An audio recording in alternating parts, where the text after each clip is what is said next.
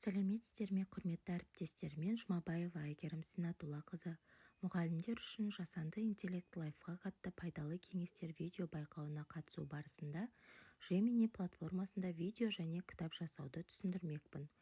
Ол үшін біз Google-ға кіріп Gemini деп жазамыз. Ол жерге өзіміздің Google аккаунтымыз арқылы тіркелеміз.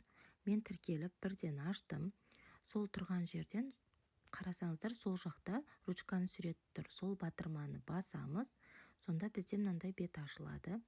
Осы жерден инструменты деген жерді бассақ, видео дегенді таңдайсыздар астыңғы жағынан.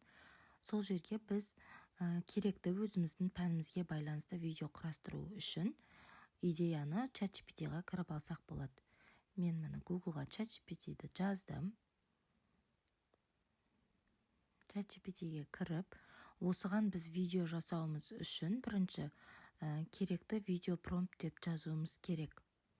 Ол үшін мен кіріп жаздым. Маған VO3-те видео промпт жасау керек деп жаздым. Бізде Gemini'де қазақ тілінде видео жасау мүмкіндігі жоқ болғандықтан, осы ChatGPT VO3-ке ағылшын тіліне аударып жазып береді. Ол үшін мен видеоға идея ретінде математика бірлестігінің айлығына шақыру деп математика пәнінің мұғалімінің сөйлеген видеосын жасағым келіп тұр қазір.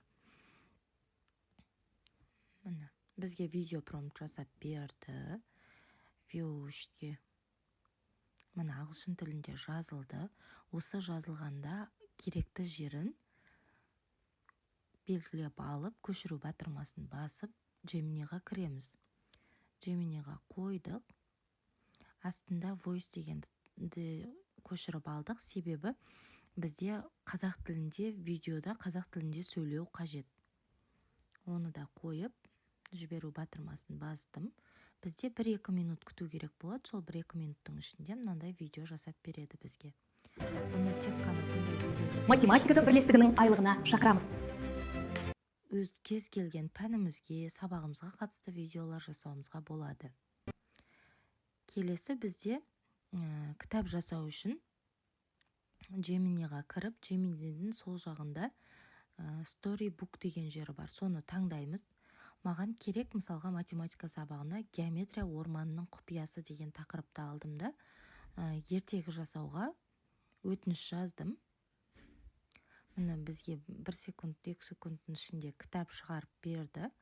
Бізде суретсіз шықты, бірақ та қазақша жазған кезде суретсіз шығуы мүмкін. Фото қайда деп жазған едім.